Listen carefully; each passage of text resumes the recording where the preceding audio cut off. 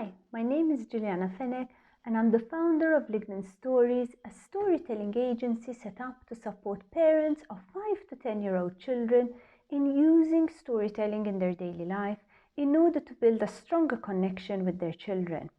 One of the things that troubles us the most as parents is when we are trying to teach our children respect and responsibility, but our attempt ends up in conflict, argument, and unfortunately, them and us saying a lot of things that we later regret. So how can stories help us to reduce conflict? How do they work as an antidote to discipline? You see, stories are first of all very old, and so they contain a wisdom that is usually passed on to us from generation to generation, and also takes into consideration the world as seen from the perspective of the child. In Abenaki culture, for example, the word discipline does not exist in their language. Why? Because the elders of the village believe that when a child is not behaving properly, it is simply because they need to be reminded of the stories of their family. Once a child has integrated the stories of the tribe, they will not break the rules because that will make them feel disconnected. No human being enjoys feeling disconnected. Our children want to feel seen by us, want to feel accepted by us, but we need to make it easy for them. So if you find that you have frequent arguments about the same things in your family, you need to take personal responsibility and observe how you are reacting to the situation. If you are dismissing your children's feelings or thoughts because you think that they are answering back and being rude, if you are imposing a worldview on them that they don't really subscribe to, you are simply enforcing your more powerful status onto them, and they won't respect that. If you are hesitant to offer a solution or a correction because you know that what will follow will be a tantrum, then you are trying to run away from a problem that is only going to grow bigger as your children become more independent.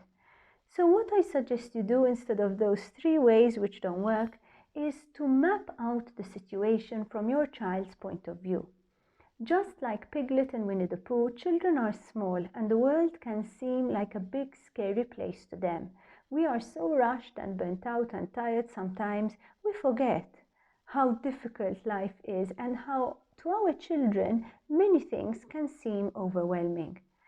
Mapping out the situation from your child's point of view is a simple process. Get a piece of paper, fold it in such a way that you end up with 6 squares, and go over the events of the day by putting each main point in one of the boxes. So relate the story of your day as though you were telling it to a friend, but here is the key point. Do it from the point of view of your child. Try to imagine their physical height and weight in that space. Try to imagine them processing the words that you used.